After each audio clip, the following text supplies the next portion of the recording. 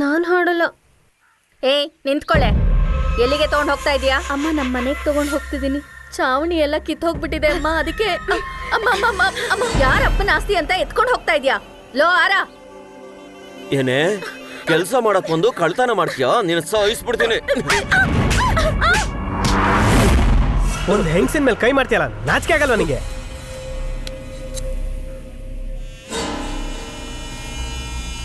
ನೀನು ಹೋಗಮ್ಮ. ನಮ್ ಸ್ವತ್ತನ್ನ ನಾವೇ ಜೋಪಾನ ಮಾಡ್ಬೇಕಪ್ಪ, ಇಲ್ಲಾಂದ್ರೆ ಕರಗಿಸ್ಬಿಡ್ತಾರೆ ಈ ಕೂಲಿ ಜನಗಳು.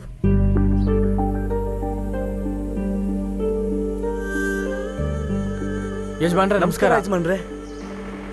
ಲಕ್ಷ್ಮಿ ಬಾಯಿಲಿ.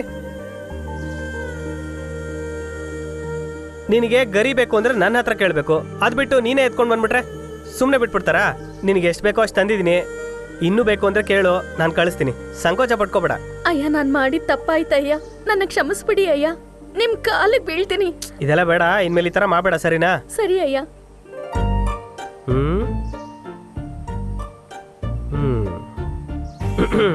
ಏನು ಮಾಸಾನಿ, ನಿನಗೇನಾರು ಬೇಕಾ? ಏನ್ ಬೇಕಾರೆ ಕೇಳು, ಏನ್ ಬೇಕಿದ್ರು ಕೇಳಮ್ಮ. ಅಂದ್ರೆ ನನ್ನ ಬೇಕಾದ್ರೂ ಕೇಳು ಅಂತ ಹೇಳ್ತಿದ್ದೀನಿ.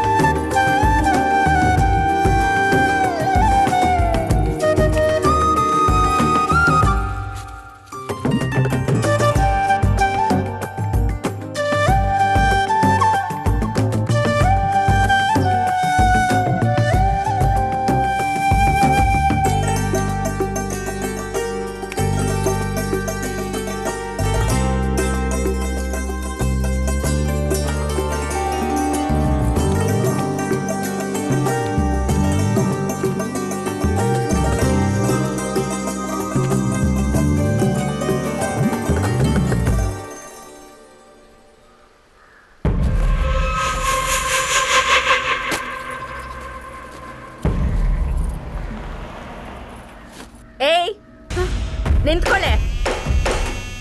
ಏನೇ, ಎಷ್ಟು ಧೈರ್ಯ ಇದ್ರೆ ನಮ್ಮನೆ ಶರ್ಟ್ನ ಕೈಯಲ್ಲಿ ಮುಡ್ತೀಯಾ?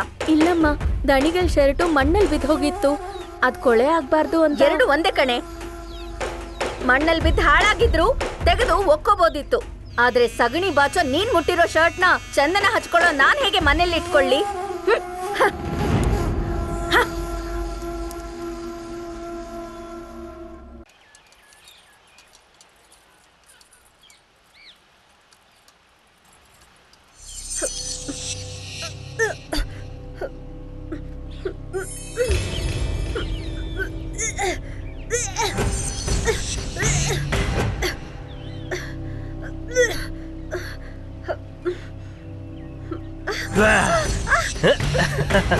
ಬಿಡಿ. ಏನಾಯ್ತು? 3 ತಿಂಗಳು ಗರ್ಭಿಣಿಯಾಗಿದ್ದೀನಿ. ಏನ್ ಮಾಸಾನಿ ಇದು? ಇವಾಗ ಬಂದ್ ಕಣ್ಣಲ್ಲಿ ನೀರು ಹಾಕೊಂಡು, ಇದೆಲ್ಲ ನಾನು ನೀನು ಒಂಟಿಯಾಗಿ ಹೋಗಿದ್ವಲ್ಲ, ಅವಾಗ ಯೋಚನೆ ಮಾಡ್ಬೇಕಾಗಿತ್ತು. ಇಲ್ಲೋಡು, ನಾನು ಫಾರಿನ್ಗೆ ಹೋಗಿ ಓದ್ಕೊಂಡು ಬಂದವನು, ನೀನು ಕೆಲಸದವಳು, ನಾನು ಯಜಮಾನ. ಹಾಗಾಗಿ ಇದೆಲ್ಲ ಸರಿ ಬರೋದಿಲ್ಲ. ಹೋಗಿ ಒಂದೊಳ್ಳೆ ಡಾಕ್ಟರ್ ನೋಡು, ಸರಿನಾ? ಏಯ್, ಹೀಗೆಲ್ಲ ಮಾತಾಡ್ತೀನಿ ಅಂತ ಹೆದರ್ಕೊಂಡ್ಯಾ? ನಾನು ನಿನ್ನೆ ಮದುವೆ ಆಗೋದು. ನಡೆಯುತ್ತಾ? ಖಂಡಿತ ನಡೆಯುತ್ತೆ. ನಿಮ್ಮ ಮನೇಲಿ ಒಪ್ತಾರಾ?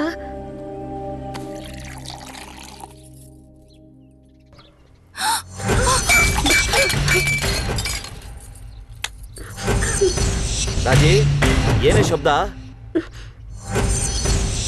ಏನೋ ಇದು?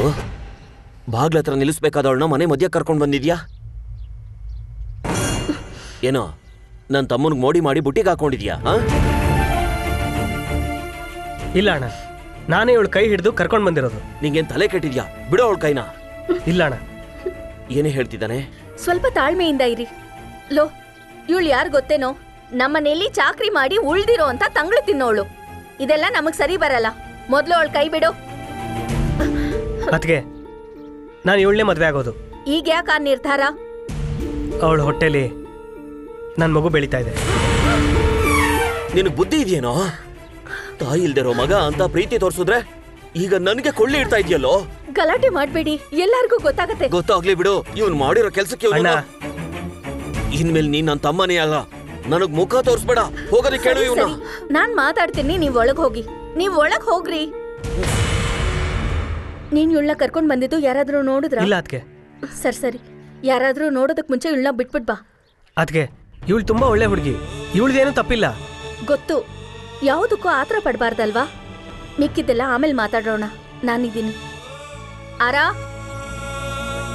ಇವಳನ್ನ ಕರ್ಕೊಂಡು ಹೋಗಿ ಮನೇಲಿ ಬಿಟ್ಬಿಟ್ ಬಾ.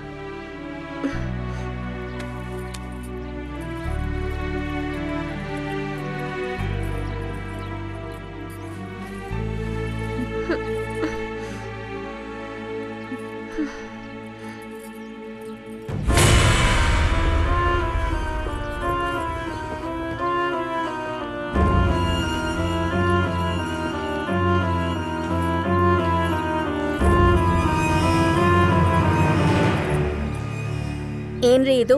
ನಿಮ್ ತಮ್ಮ ಹೀಗೆಲ್ಲ ಮಾಡಿದಾನೆ? ಈಗ ನಾನು ಏನ್ ಮಾಡ್ಲಿ ಹೇಳು? ಅವ್ನ್ ಮಾಡಿರೋ ಕೆಲ್ಸ ಹೊರಗಡೆ ಗೊತ್ತಾದ್ರೆ ಏನಾಗತ್ತೆ ಗೊತ್ತಾ? ನಿಮ್ ಮಾನ, ಮರ್ಯಾದೆ, ಅಂತಸ್ತು, ಗೌರವ ಎಲ್ಲ ಹೋಗತ್ತೆ. ಬೀದಿಲಿ ತಲೆ ಎತ್ಕೊಂಡು ಓಡಾಡಕ್ಕಾಗಲ್ಲ. ಕುಟುಂಬದ ಮರ್ಯಾದೆ ಅಷ್ಟೇ ಅಲ್ಲ, ನಿಮಗ್ ಸಿಕ್ಕಿರೋ ಧರ್ಮಕರ್ತ ಪದವಿನೂ ಹೋಗುತ್ತೆ. ಊರವ್ರ ಮುಂದೆ ಮರ್ಯಾದೆ ಹೋಗಿ ಅವಮಾನ ಆಗಿ ಈ ಊರಲ್ಲಿ ಬದುಕಕ್ಕೆ ಆಗಲ್ಲ. ನಮ್ಮನೆ ಬಾಗ್ಲಲ್ಲಿ ನಿಂತ್ಕೊಂಡು ನನ್ ಕೈಯಲ್ಲಿ ಭಿಕ್ಷೆ ಹಾಕಿಸ್ಕೋತಾ ಇದ್ದ ಭಿಕ್ಷಕಿ ನನಗ್ ಹೊರ್ಗಿತ್ತಿ ಆದ್ರೆ ನೀವ್ ಒಪ್ಕೋತೀರಾ? ನನಗೇನ್ ಮಾಡ್ಬೇಕು ಅಂತಾನೆ ಗೊತ್ತಾಗ್ತಿಲ್ಲ ಕಣೆ. ನೀವೇನು ಮಾಡ್ಬೇಡಿ, ಎಲ್ಲ ನಾನ್ ನೋಡ್ಕೋತೀನಿ.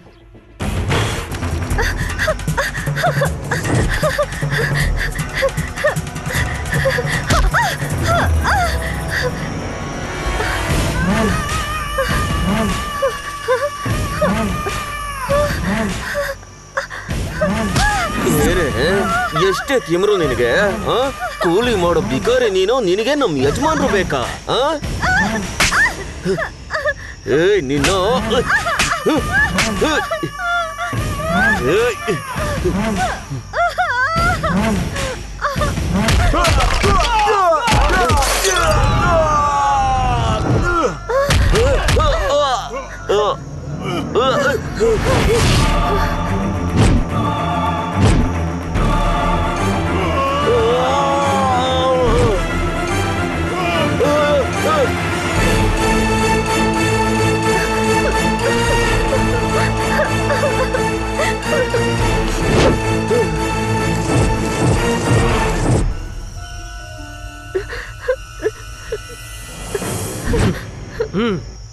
ಹೋಗೋ.